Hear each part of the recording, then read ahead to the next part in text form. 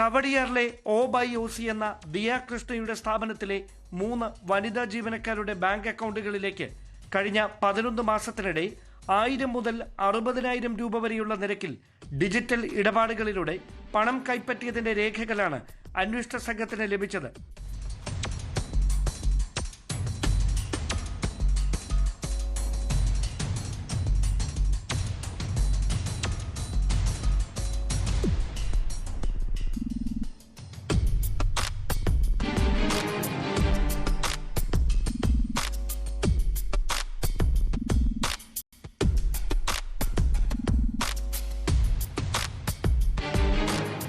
വലിയതുറ സ്വദേശികളും സ്ഥാപനത്തിലെ ജീവനക്കാരുമായിരുന്ന രാധാകുമാരി, ദിവ്യ ഫ്രാങ്ക്ലിൻ, വിനീത ആദർശ് തുടങ്ങിയവരുടെ ബാങ്ക് അക്കൗണ്ടുകളിലേക്ക് സ്ഥാപനത്തിന്റെ QR കോഡ് മാറ്റി ഇടപാടുകാരെ തെറ്റിദ്ധരിപ്പിച്ച് പണം കൈപ്പറ്റിയതിന്റെ ഡിജിറ്റൽ രേഖകളാണ് അന്വേഷണ സംഘം വീണ്ടെടുത്തത്.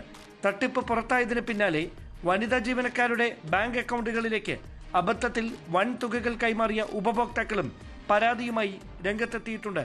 മൂവരുടെയും ബാങ്ക് അക്കൗണ്ടുകളിലേക്ക് 66 ലക്ഷം രൂപ ഇങ്ങനെ എത്തിയിട്ടുണ്ടെന്നാണ് ബാങ്ക് ട്രാൻസാക്ഷൻ രേഖകൾ വ്യക്തമാക്കുന്നത്. അതിനിടെ ആരോപണ വിധേയരായ വനിതാ ജീവനക്കാർ അന്വേഷണ സംഘത്തിന്റെ തുടർ നീക്കങ്ങൾ മുന്നിൽ കണ്ട് മുൻകൂർ ജാമ്യത്തിന് ശ്രമം തുടങ്ങിയതായാണ് വിവരം. വിശദമായ മൊഴി രേഖപ്പെടുത്താൻ പോലീസ് സംഘം ഇവരുടെ താമസ സ്ഥലങ്ങളിൽ എത്തിയെങ്കിലും ഇതുവരെ കണ്ടെത്താനായില്ല. ഇവരുടെ കുടുംബാംഗങ്ങളുടെ മൊബൈൽ ഫോണുകളും സ്വിച്ച് ഓഫ് ചെയ്ത നിലയിലാണ്. അതേസമയം പോലീസ് അന്വേഷണത്തിന്റെ നിഷ്പക്ഷതയിൽ കൃഷ്ണകുമാറും കുടുംബവും സംശയം പ്രകടിപ്പിച്ചതിന് പിന്നാലെയാണ് അന്വേഷണം ക്രൈംബ്രാഞ്ചിന് കൈമാറിക്കൊണ്ടുള്ള സംസ്ഥാന പോലീസ് മേധാവിയുടെ നിർണായക തീരുമാനം. Dan Kurian, News 18, Thiruvananthapuram.